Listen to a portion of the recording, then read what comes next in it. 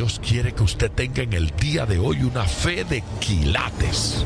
Más de 4 décadas dedicadas a la evangelización del mundo. Yo le estoy diciendo estas palabras para que usted fundamente su fe en realidades, en estas realidades eternas. Su contribución a la literatura cristiana hace evidente su compromiso con el Señor de hacer discípulos y formar ministros. La oferta del Señor a nuestras vidas es que nuestra fe crezca, que nuestra fe sea fortalecida. Escuchemos al doctor Díaz Pavón en Para que el mundo crea.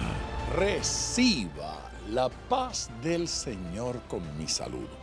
Soy el pastor Díaz Pavón. Me siento feliz de compartir con ustedes en el día de hoy en otra edición del programa Para que el mundo crea. Gracias por su sintonía, gracias por acompañarnos y confío que lo que vamos a comenzar a hacer en el día de hoy les sea de profunda bendición.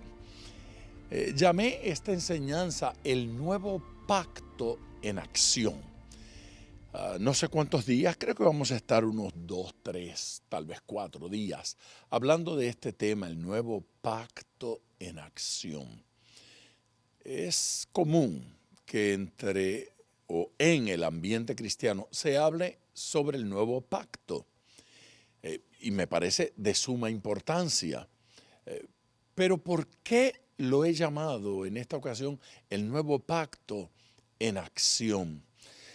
Porque el nuevo pacto no es tanto una filosofía religiosa como una conducta cristiana, como una conducta en Cristo, una conducta en el Señor.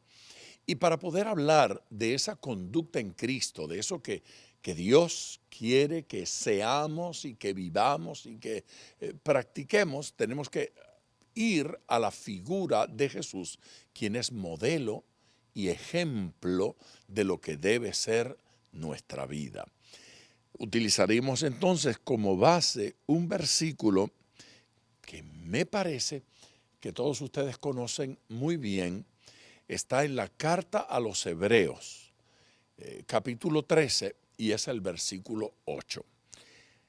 Eso fue un versículo usado mucho por evangelistas de la década del 40, 50, 60, 70, incluso 80. Llegó el momento en que los evangelistas, la mayoría, incluyéndome a mí, utilizábamos este versículo en la parte de atrás de la tarima, desde donde predicábamos, porque fue algo así como una consigna que llevábamos todos. Era un énfasis que había que hacerlo. No debo seguir hablando sin leer el versículo. Capítulo 13 de la carta a los Hebreos, y es el versículo 8. Jesucristo es el mismo ayer y hoy y por los siglos. La inmutabilidad de la figura de Jesucristo, la inmutabilidad del Señor. Jesucristo, dice el versículo, es el mismo ayer, es el mismo hoy, es el mismo por los siglos. No cambió en el pasado, no cambia en el presente, no cambia en el futuro. No hay cambio, no hay sombra de variación en él. A ver si este pasaje de alguna forma se convierte en nosotros en sustancia, en esencia. A menudo nosotros escuchamos a personas hablar de la diferencia entre el Dios del Antiguo Testamento y el Dios del Nuevo Testamento en la Biblia. Pero no hay dos dioses. Dios no cambia. Una de las características de Él que le hacen Dios es precisamente su inmutabilidad. Esas cualidades que distinguen a Dios y lo hacen diferente de cualquier ser humano. esas cualidades que tienen una fuerza teológica extraordinaria, pero más allá de la fuerza teológica, debe tener una fuerza en nuestra experiencia cotidiana y en nuestra relación con Dios. Es importante saber que Dios no crece, Dios no cambia, Dios no aprende, Dios no se debilita, Dios no envejece. Dios es el mismo desde siempre y hasta siempre. Él sigue siendo Dios. Entre las cualidades está pues su omnipotencia. Cualquier ser en el universo que usted descubra que es omnipotente, ese es Dios. Si usted conoce a alguien que es omnipotente, adórele, porque ese es Dios. Su omnipresencia, esa capacidad divina de estar en todas partes, de estar en todo lugar, de poder estar presente simultáneamente en todas partes, y no la tiene nadie que no sea Él. Esa omnipresencia lo define como Dios. Son esas cualidades, son esas características que lo hacen diferente a cualquier ser. La sabiduría de Dios, ¿sí? Su omnisciencia, todo lo sabe, todo lo conoce, todo lo entiende. No hay nada nuevo, no hay información nueva para Él. Eso lo hace ser Dios, lo define como Dios. De modo que cualquier persona a la que se le adjudique alguna de esas cualidades convierte nuestra relación con esa persona en una relación idolátrica. Porque el único omnipresente es Dios, por lo tanto a Él vamos a adorar como omnipresente. El único omnipotente es Dios, por lo tanto a Él vamos a adorar como omnipotente. El único, ¿sí?, omnisciente, el único con esas cualidades es Dios. Cuando usted descubre que en una experiencia religiosa la gente comienza a adjudicarle a ciertos individuos, a ciertas personas, esas cualidades de Dios, estamos caminando por la cuerda floja. Es peligroso llegar a creer que un hijo de Dios que ha muerto, que está en la presencia de Dios, o que es muy santo, que es muy ungido, llega a poderlo hacer todo o a poderlo entender todo. Es haber fallado en la comprensión del lugar que debe ocupar un siervo en la vida de la iglesia y el lugar exclusivo que le corresponde a Dios. Solo Dios tiene la capacidad de oír simultáneamente a todo el mundo y responderle. Los ángeles no pueden hacer eso. Los ángeles no pueden estar en todas partes, no pueden conocer todo, no tienen todo poder, son poderosos, tienen los recursos que Dios pueda poner a su disposición, pero el único todopoderoso es Dios. Llegar a creer que la madre de Jesús o que el apóstol Pedro o que el apóstol Pablo o que alguna persona muy íntegra que haya muerto hace unos años tenga la capacidad de oírnos y relacionarse con nosotros, es ubicarlo en una posición de Dios o de semidios. No existe tal cosa en la enseñanza bíblica cristiana, la verdad de Dios. Así es que este versículo 8 del capítulo 13 debemos tenerlo muy presente. Jesucristo, solo Jesucristo, es el mismo ayer y hoy y por los siglos. Los evangelios cierran regularmente con una declaración, con un mandato de que vayamos. Y ese ir contenido regularmente en el último capítulo de los evangelios, ese ir, ese envío que nos hace el Señor, se fundamenta en el hecho del poder y la autoridad de Dios y que Él nos va a acompañar. Vamos a leer cómo cierra el capítulo 28 del Evangelio según Mateo, para tomarlo como un modelo que me parece que se repite algo parecido en cada uno de los otros evangelios. Pero el de Mateo, comenzando desde el versículo 18, mire qué belleza. Y Jesús se acercó y les habló diciendo: toda potestad me es dada en el cielo y en la tierra, arriba y abajo, en el cielo y en la tierra. Por tanto, o sea, por cuanto toda potestad me es dada, por cuanto tengo todo poder en el cielo y todo poder en la tierra. Eso lo hace Dios, ¿sí? Ningún ser tiene todo poder, ni en el cielo ni en la tierra, sino Dios. Miguel, el arcángel, nunca diría: todo poder me ha sido dado en el cielo y en la tierra. Un predicador nunca diría: todo poder me ha sido dado en el cielo y en la tierra. Ningún ministro de Dios puede decir: todo poder, toda autoridad me ha sido dada en el cielo y en la tierra. Solo Jesús puede decir eso, porque solo Jesús es esencia de Dios mismo. Aunque la Biblia no utiliza la palabra Trinidad, la enseñanza doctrinal de la Trinidad permea las Escrituras desde Génesis hasta Apocalipsis. El Padre Todopoderoso, el Hijo Todopoderoso, el Espíritu Santo Todopoderoso. Dios en tres personas. Vuelvo a nuestro versículo.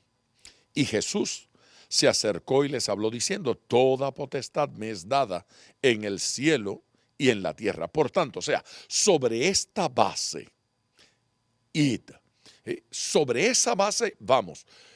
No sobre la base de que nosotros estamos ungidos, poderosos y que tenemos capacidad, sino sobre la base de que Él lo es. Por lo tanto, nuestra intermitencia, nuestras fallas y nuestros errores no alteran la poderosa realidad de que porque Él es poderoso, no porque nosotros somos poderosos, no porque los apóstoles lo sean, no porque los evangelistas lo sean, sino porque Jesús es poderoso. Por esa razón, por tanto, id y haced discípulos a todas, no algunas, a todas las naciones, bautizándolos en el nombre del Padre y del Hijo y del Espíritu Santo, enseñándoles que guarden todas las cosas que os he mandado. Y he aquí, yo estoy con vosotros todos los días hasta el fin del mundo. Poderoso, yo estoy con vosotros todos los días hasta el fin del mundo. Con una pregunta me voy a la pausa. La pregunta es esta. Alguien que recibe esta clase de promesa: estoy contigo, estoy con vosotros todos los días hasta el fin del mundo, ¿a qué debe temer? ¿Ante qué debe temblar? ¿A qué debe tenerle miedo? ¿Por qué? Yo estoy con vosotros todos los días hasta el fin del mundo. Debo ir a nuestra primera pausa. Regreso de inmediato para continuar con esto, pero quiero recordarles que hay un número telefónico al cual usted puede llamar. Yo quiero orar con usted. El número es el 305-228-9697. De regreso con ustedes en Para que el Mundo Crea. Cerré la sección pasada con una pregunta. Habiendo leído ese versículo del capítulo 28 del Evangelio según Mateo, esa declaración poderosa: he aquí, yo estoy con vosotros todos los días hasta el fin del mundo. Pregunté, ante esa declaración, ¿por qué debemos temer? ¿O ante quién temeríamos o temblaríamos? No hay persona ni ser fuera de Dios ante el que debamos temblar cuando dice el pasaje que Él está con nosotros. ¿Sabe que esa expresión, estar con vosotros, que comunica claramente su presencia, también comunica su respaldo? Cuando usted le dice a alguien, yo estoy contigo, no solo le está diciendo estoy presente, le dice estoy aquí para ayudarte, estoy para respaldarte. Esa presencia del Señor implica respaldo, implica ayuda, implica sostén. Significa que podemos contar con Él, que tenemos una ayuda, que tenemos quien nos sostenga en tiempo de crisis. ¿Por cuánto tiempo? ¿Dónde podemos contar con Él? El pasaje dice, todos los días. Eso incluye hoy. Eso incluye el día malo. Eso incluye el día de la mala noticia, de la difícil noticia. Todos los días, hasta el fin del mundo. Así es que implica dos cosas. En todo tiempo y en todo lugar. No importa cuándo y no importa dónde usted se encuentre, allí puede contar con Dios. Allí puede contar con el Señor, con el Dios inmutable. Y Dios espera que de la misma forma que Él no cambia, nosotros tampoco cambiemos nuestra actitud para con Dios. No podemos ser inconstantes, llevados por cualquier viento de doctrina, llevados por una ola del mar de aquí para allá, unas veces en positivo y otras veces en negativo, unas veces cobarde y otras veces valiente. Hay que reconocer que cosas de esa naturaleza nos ocurren, pero también hay que ver que no se justifican. Y no se justifican porque tenemos una promesa poderosa del Señor. Esta promesa es para usted. Él es inmutable y Él nunca nos deja. En Jesús descubrimos cómo es Dios. Estos versículos que hablan de Jesús nos están diciendo cómo es Dios. Podemos contar con Él. Su presencia es un compromiso, su poder es un compromiso, su respaldo es un compromiso, su amor es un compromiso. Los hijos de Dios pueden estar confiados en el Señor porque Él nos sostiene con su diestra. En Jesús descubrimos otro detalle y es cómo somos nosotros. Esa imagen de Jesús que se presenta aquí nos dice cómo es Dios, pero también habla de nosotros, habla de los otros hermanos, habla de los otros hijos de Dios, habla de cómo hemos de vivir. Jesús es el modelo a seguir, Jesús es el ejemplo que debemos emular. Hacia Él ponemos nuestros ojos y como Él queremos vivir. Si cree, podrá imitarlo. Si usted puede creer en Él, usted podrá creer que puede imitarlo. Debemos ser imitadores. El apóstol Pablo fue muy claro en eso. Él dijo que él era imitador de Dios y que esperaba que nosotros le imitáramos a Él. Sed imitadores de mí como yo de Cristo. Así es que el modelo es Cristo. El modelo no es Pablo, el modelo no es el pastor, el modelo es Jesús. Y cuando encontramos a alguien como Pablo, un ministro, un hermano en Cristo, que imita al Señor, entonces esa persona es digna de imitar. Y ojo, digna de imitar en aquello que imita a Jesús. Pero en lo que no imita a Jesús, no tenemos por qué imitarlos. Cuidado con los modelos humanos, cuidado con los modelos terrenales, porque podrían defraudarnos y podríamos dañarnos imitando, siguiendo a un modelo que no representa del todo a nuestro Señor Jesucristo. El Evangelio según Juan, en el capítulo 20 y versículo 21, mire qué interesante. Entonces Jesús les dijo otra vez, paz a vosotros. Como me envió el Padre, así también yo os envío. ¿Cómo lo envió el Padre a él? ¿Y cómo nos envía él a nosotros? Hay múltiples pasajes de las Escrituras que nos dan una idea. Jesucristo dice que él nos envía como corderos en medio de lobos. Y claro, uno mira ese ejemplo, el cordero en medio de lobos, y dice, derrota total, derrota absoluta. Pero Jesús es tipificado en más de una ocasión en las Escrituras como el Cordero de Dios que quita el pecado del mundo. En algún momento se puede hablar del Señor como un águila y se puede hablar del Señor utilizando otros ejemplos en la naturaleza o en el universo. Pero el Cordero es una de esas figuras que aparece.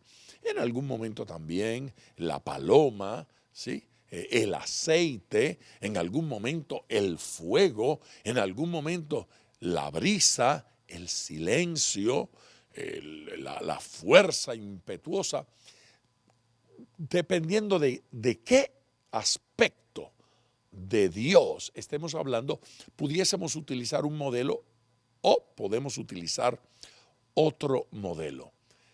Lo importante aquí es que el que se utiliza, por ejemplo, de cordero, él dice, si a mí me persiguieron, si a mí me atacaron, a ustedes también. Él, que fue enviado como cordero, nos envía como corderos. Pero es interesante, el Cordero de Dios no es asesinado por determinación o fuerza de los hombres, sino que él dice, nadie me quita la vida, yo de mí mismo la doy. Eso es poderoso. Es ser cordero en medio de lobos es terrible cuando estamos solos. Pero cuando el buen pastor nos acompaña, cuando el Todopoderoso está presente, entonces no me preocupa en lo más mínimo cuántos lobos hay. La única pregunta que hemos de hacernos es si el Señor está con nosotros. Ya debo ir a la próxima pausa. No sin antes recordarles que hay un número al cual usted puede llamar. Si las palabras que estamos compartiendo de alguna manera tocan su corazón y necesita la oración, marque ahora y llámeme al 305-228-9697. Lo repito, 305-228-9697. También existe la posibilidad de que quiera usted escribirme. Si su deseo es enviarme un mensaje, escríbame a la dirección electrónica que le doy. Es biblia@diazpavon.com. Díaz con Z, Pavón con B de Biblia. Biblia@diazpavon.com. Vamos a esa pausa. Regreso para culminar cuando menos con esta sección de lo que estamos hablando en el día de hoy, que lo hemos llamado el nuevo pacto en acción. De regreso con ustedes ya en esta parte en que debo redondear lo que estoy diciendo. Es importante repetir el hecho de que voy a continuar con este tema durante un par de programas más. Acababa de leer en la sección pasada ese versículo de Juan capítulo 20, versículo 21. Entonces Jesús les dijo otra vez: paz a vosotros. Como me envió el Padre, así también yo os envío. Claro, me quedé ahí un poquito hablando de la imagen del Cordero protegido por Dios. Jesucristo no vino abandonado por el Padre, no, vino acompañado por el Padre. Nosotros no estamos en la tierra abandonados de Dios. A algunos le tuvieron por herido de Dios y abatido, pero no era herido de Dios. Fue ofrecido por Dios para salvarnos. Y en el caso nuestro, enviados también por el Señor para bendecir. Como el Padre lo envió a Él, Él nos envía a nosotros. Otra vez, la imagen de los hijos de Dios, los creyentes, los cristianos, como el recurso divino para bendecir a la humanidad, como el instrumento de Dios para edificar. Seamos conscientes del ministerio de Jesús en nosotros, el ministerio de Cristo en nuestras vidas. A veces pretendemos tanto identificar cuál es mi ministerio en particular, pero Jesucristo se ocupó de decir que Él miraba al Padre y lo que Él hacía, el Padre hacía, Él hacía. Y que Él quería estar en las obras del Padre, haciendo lo que el Padre hace. Realmente, nuestra función, nuestra tarea como hijos de Dios, como creyentes en Cristo, como instrumentos en Dios, es descubrir qué está haciendo Dios. Dios está haciendo algo para bendecir a su vecino. Dios está haciendo algo para bendecir su barrio, su pueblo, su país. Dios está haciendo algo en esta época de la historia, en esta fecha, día, semana, mes, año. Dios está haciendo. ¿Y cuál es nuestra función? Pues nuestra función es entrar en esas tareas que Dios está realizando, en esas labores que Dios está realizando. La vida de Jesús en nosotros. Jesús dijo que no nos abandonaría. Es curioso. Él dijo que no nos abandonaría y no nos abandona, ¿sí? Pero Él dijo que el mundo nos abandonaría y que el mundo nos rechazaría y el mundo nos rechaza. Él no nos rechaza. Él dijo que nos entregarían y en efecto nos entregan, pero que Él no, que Él siempre nos apoyaría y en efecto Él cumple.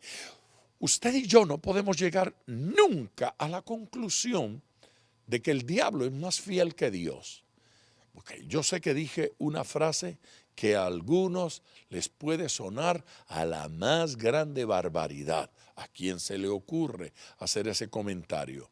Pues a mí se me ocurre porque alguna gente llega a creer que Dios es menos fiel a su promesa que el diablo a sus amenazas. La gente cree que en efecto el diablo los va a atacar y los ataca, que los va a tentar y los tienta, que les va a hacer daño y les hace, que planifica contra ellos, que utiliza recursos, artimañas. Es creer en una fidelidad del diablo para dañar y para hacer cosas terribles. Curioso. Al mismo tiempo, dudan de si Dios está presente o no, de si Dios los va a ayudar o no los va a ayudar, de si el Señor los respalda o tal vez no los respalda, de si Dios me va a usar o no me va a usar. A ver, la pregunta es, lo que estamos diciendo es que el diablo sí cumple sus amenazas, pero Dios no cumple sus promesas. Sepa que en tema de fidelidad nadie puede igualar a nuestro Señor. Él dijo que habitaría en nosotros, que estaría con nosotros, que conviviría con nosotros, que sería por nosotros. Oiga bien, Él es fiel y todo lo que ha dicho acerca de usted lo cumplirá. Claro, algunos podrían estar diciendo, pero yo no soy tan fiel. Bueno, aunque usted sea infiel, Dios permanece fiel. Sí, pero yo no soy muy santo, pero Él es santo. Pero yo me desvío, pero Dios no se desvía. Él es el ancla que nunca se desvía. Hay razones para permanecer creyendo. Mire lo que dice Juan en el capítulo 14 y versículo 23. Evangelio según Juan 14, 23. Respondió Jesús y les dijo, el que me ama, mi palabra guardará, y mi Padre le amará, y vendremos a él y haremos morada con él.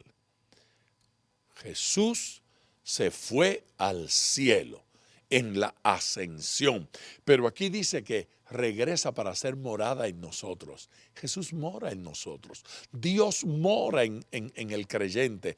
Cuando alguien recibe a Jesucristo, lo que hace es que le abre el corazón para que Cristo entre a vivir, a morar en la persona, en ese individuo. Jesucristo, desde que usted creyó, desde que usted se convirtió, entró a vivir en su corazón. Si no se ha convertido aún, hoy es el día de conversión. Hoy es el día de entregar la vida completa y totalmente a nuestro Señor Jesucristo. Dele su corazón hoy. Dígale a Cristo que usted le quiere servir. Si quiere la oración porque desea que su vida cambie, llame a este número 305-228-9697. Ese es nuestro número. Suena aquí a mis espaldas en una oficina y quiero orar con usted. Llame ahora y diga, yo quiero experimentar y conocer a Jesús. 305-228-9697. 305-228-9697. Quiero orar por su vida espiritual y por su relación con Dios. Entréguese a Él. Hágalo ahora. Vamos a la última pausa y regreso de inmediato con ustedes en tiempo de oración para interceder con cada una de las personas que han estado llamando. Si usted no ha llamado, este es el momento de hacerlo, porque quiero tener su nombre y su petición cuando vaya a orar. Quiero presentarlo delante de Dios. Quiero presentarlo en oración delante del Señor. Marque este número, 305-228-9697. 305-228-9697. Padre Dios, oro con cada una de las personas que se están comunicando. Esos corazones, Señor, que han determinado servirte, buscarte, acercarse. Esos que dicen, yo quiero en mi vida esa presencia preciosa. Yo quiero en mi vida esa presencia maravillosa del Señor. Jesucristo, atráelos a ti. Abre su entendimiento. Abre su corazón, Señor, para que te experimenten, para que te sientan, para que se llenen de ti. Ahora, Dios, derrama tu hermosa presencia sobre cada uno. Derrama tu hermosa bendición sobre cada vida. Señor Jesucristo, concédeles experiencias nuevas, experiencias renovadoras, experiencias transformadoras, Señor, experiencias que le cambien permanentemente. Tu gracia y tu gloria se manifiesten en la vida de cada uno de ellos. A los que están enfermos o en algún problema o necesidad, Dios, ministrales hoy en el nombre de Jesús. Amén. Gracias, gente, por su sintonía. Mañana voy a continuar con este tema, el nuevo pacto en acción.